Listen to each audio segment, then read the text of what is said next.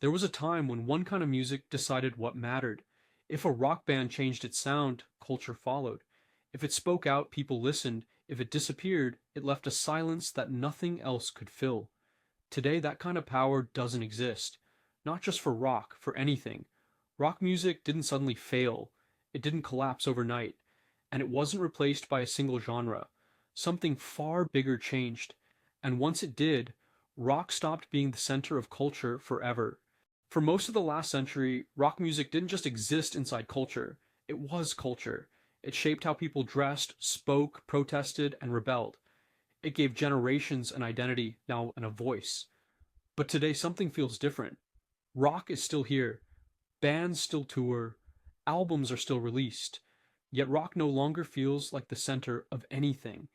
This isn't a video about whether rock music is dead. It's about when rock stopped being the cultural gravity that everything else revolved around. In the mid 20th century, music carried responsibility. Before social media, before constant news cycles, before the internet flattened everything, music was one of the few ways young people spoke back to the world.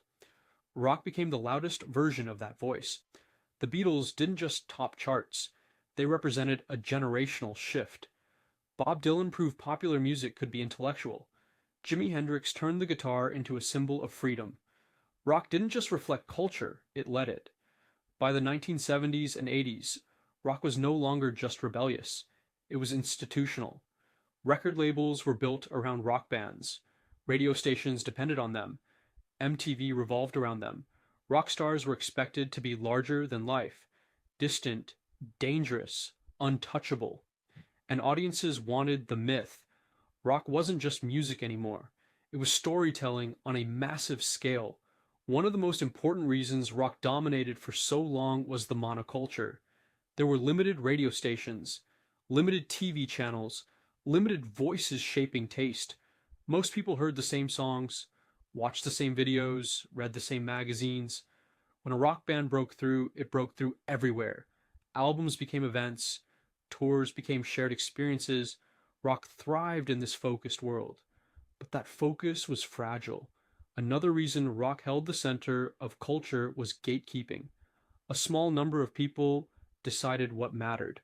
Radio programmers, record label executives, MTV producers, music journalists.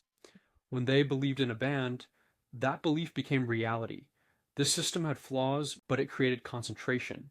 And when attention concentrates, meaning follows. When those gatekeepers disappeared, so did the illusion that everyone cared about the same thing.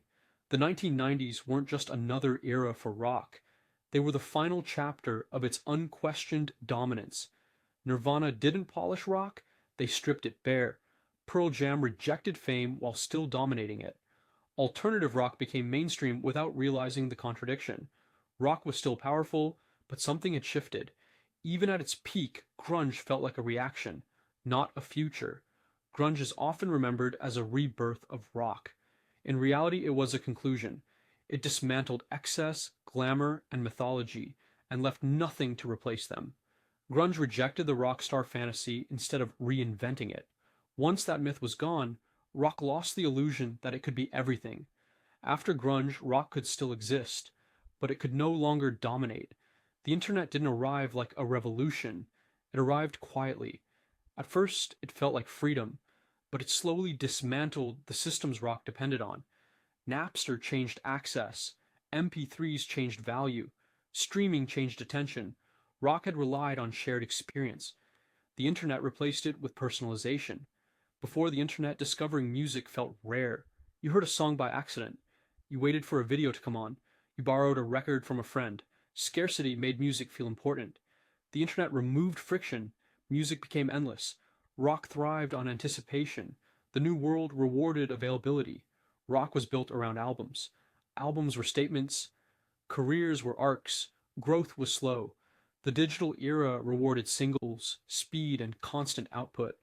Rock didn't disappear, but its greatest strength lost cultural relevance. Hip hop didn't replace rock, it adapted where rock didn't need to. Hip hop embraced direct storytelling technology, online identity, real time cultural commentary. It spoke with culture, not above it. Rock had been built on distance. that distance no longer worked. Rock has always been nostalgic. Even at its most rebellious, it often looked backward. Blues roots, traditional structures, classic band dynamics. Hip hop looked forward, rock didn't stop evolving, it became cautious, and caution rarely leads culture. Rock stars were once untouchable. Mystery was power. Social media erased that distance. Audiences wanted connection. Rock had been built on the opposite idea. By the 2000s, rock's role changed. It wasn't leading culture, it was being remembered. Classic rock radio expanded. Legacy tours dominated festivals. New bands were compared to old ones. Rock became something you revisited, not something that defined now. Modern festivals reveal the shift clearly. Lineups are built around nostalgia. Rock isn't asking audiences to change anymore. It's asking them to remember. That isn't failure, but it isn't leadership. There was no final album, no last great band, no single moment. Rock didn't lose a battle.